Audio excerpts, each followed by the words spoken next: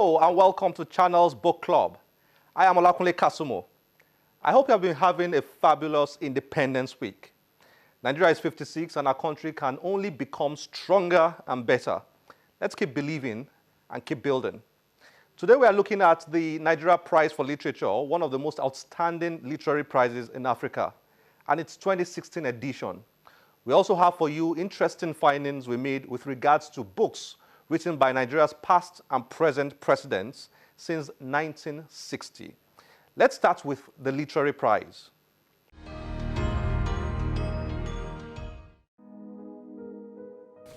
Literary prizes or awards provide opportunities for celebrated writers all over the world. Famous ones include the Nobel Prize for Literature and the Man Booker Prize, the biggest literary prize in Africa and one of the richest in the world is the Nigeria Prize for Literature, which is sponsored by the Nigeria Liquefied Natural Gas Limited. The prize, which was first announced in 2004, offers a stunning $100,000 to its winner every year in one of four possible genres: fiction, poetry, drama, and children's literature. If you see our payoff line, all it says, and this is really from the vision of Nigeria LNG, to be a global company helping to build a better Nigeria. So all the initiatives you see rolling out of Nigeria LNG is focused on Nigeria. How to help to build a better Nigeria. In building a better Nigeria, naturally, and indeed in building a better nation and any nation, you must look to education. You must look to the basis for communication. You must look to those, if you're really serious about helping a nation to grow.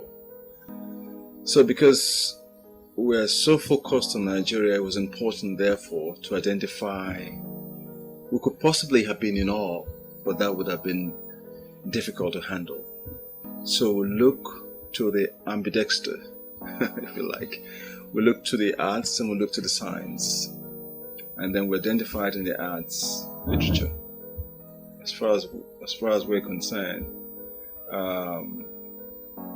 this is the palm oil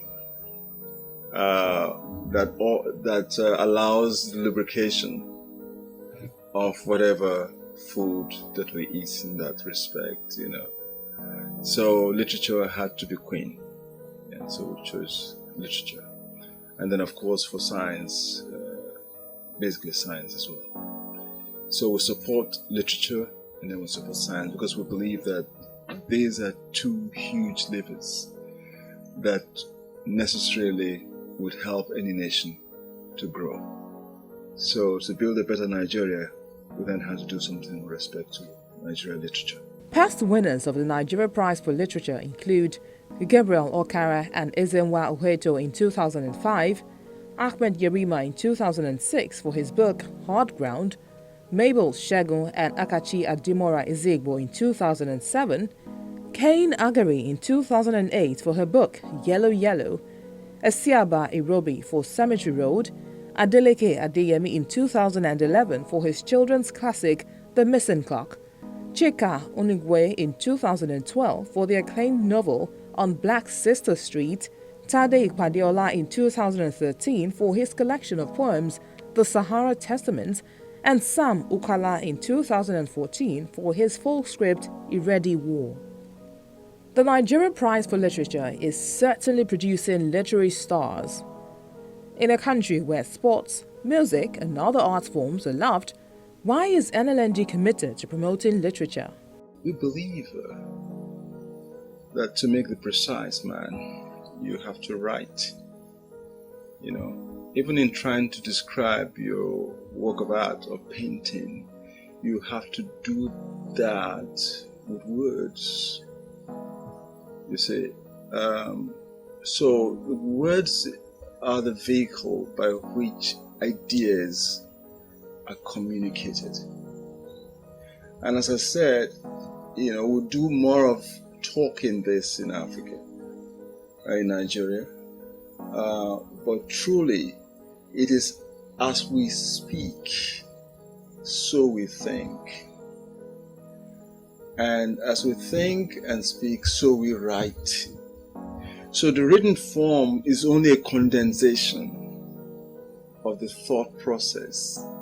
So the process of writing disciplines the mind and organizes it. And that's what you need in education. The prize is only a symbol, it's only a magnet. It's something that helps to bring us all together, to focus on something that's important and to make us more creative. That's what the prize is about. The prize is about creating our tomorrow. Because the more imaginative and more creative we become as a people, the better the future can get. But it doesn't matter how bright you are if you're not imaginative or creative, chances are you go nowhere. So it's really about expansion of consciousness, opening up the thought process. And that's what this prize also does, in addition to helping young people to write well. The 2016 edition of the Nigeria Prize for Literature saw the submission of prose works submitted by talented Nigerian writers home and abroad earlier in the year. Being listed as a potential winner of the Nigeria Prize for Literature is no ordinary feat, considering the standards of assessment. When the prize is thus advertised, we expect entries for the given genre of the year. And the entries are sent to the Secretariat. And then meanwhile, at the time that we are setting the program for the year, announcing the prize, we also look around and get a panel of judges. And then we meet with a panel of judges at the end of the closure of the entries of the applications and so on. And then we meet the judges physically. As you might imagine, we tend to have known most of them. And of course, we also invite an international consultant who will be some kind of additional insurance in terms of the integrity of the prize. For over 12 years now, we've run this process. And there's only one word: excellence. And excellence has got to be founded on integrity. So it's important that integrity is prime. Yeah. And for us as an organization, we almost virtually stake our integrity on this. And so it has to be done it has to be done the Nigeria LNG way. So we ensure that nothing goes wrong. And when the advisory board is picked, they're very clear about the fact that there are no compromises allowable. After strict scrutiny, the 3 books eventually shortlisted were Born on a Tuesday by Elnathan John. This is a coming-of-age novel, which is at times tragic, yet also hilarious. Narrated in the voice of Dantala, the novel's protagonist, Elnathan John's debut novel explores the ways in which young men are seduced by religious fundamentalism and violence, and the true essence of love, friendships, and relationships. Night Dancer by Chika Onigwe. Published by Jonathan Cape, the book focuses on a young protagonist's search for identity and a consequent reappraisal of her mother's values. Night Dancer is a moving novel about the relationship between mothers and daughters and the bonds of family. It attempts to deeply explore a woman's search for belonging. Season of Crimson Blossoms is a novel set in conservative northern Nigeria. It focuses on an unusual love affair between 2 unlikely characters, as well as ambiguities in religion and politics. It was published by Cassava Republic Press. Abubakar Adam Ibrahim has won the BBC African Performance Prize and the Amatu Braid Prize for Prose. He has also been shortlisted for the Kane Prize for African Writing. The books were written by three of Nigeria's very best new generation of writers who are writing to entertain while addressing contemporary Nigerian issues. Born on a Tuesday follows the story of a young Almajiri, a young religious itinerant scholar who leaves his home in Sokoto State and journeys away from there to look for Quranic education. On his way, he is faced with a lot of challenges and seeks a father figure. The story, while set in northern Nigeria, is about brotherhood, it's about love, it's about extremism. However, it's also about the ways of being of young males in Nigeria, especially northern Nigeria. The ways of brotherhood and fellowship, the many ways that the male sense of self is expressed.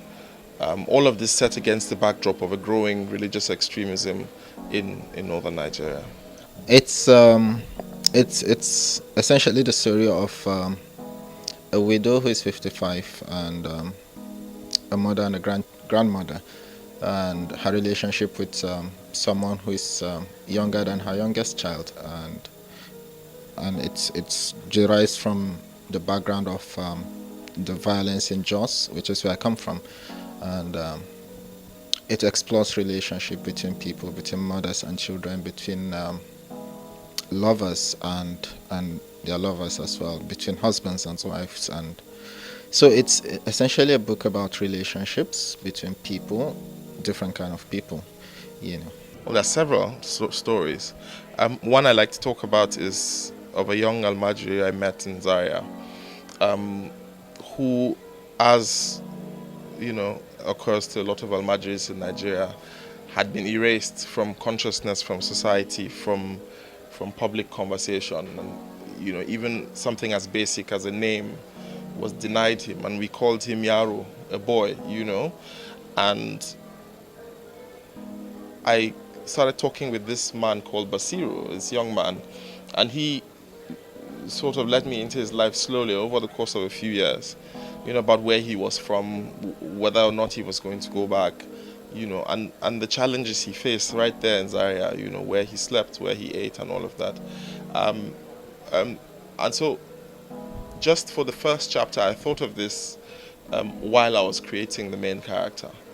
And I would say that he's my primary inspiration for the main character, the protagonist of the novel.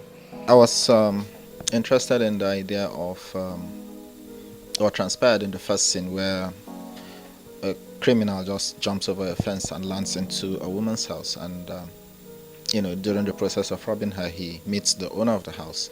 So I was interested in seeing how that encounter transpired and what's followed, and I basically followed them around, just observed them, and I saw what happened, and as they went along, a relationship flourished. But then again, I was interested in documenting what happened in Jos, which is where I come from. There has been 10 years of violence, and there hasn't been closure for people who lost loved ones, for people who lost their property. And nobody's talking about how are they coping now, how did they deal with the trauma they suffered, how did they deal with the losses. So I was interested in seeing how they're piecing back their lives together, and for me that was why the character of Binta was very important to the story.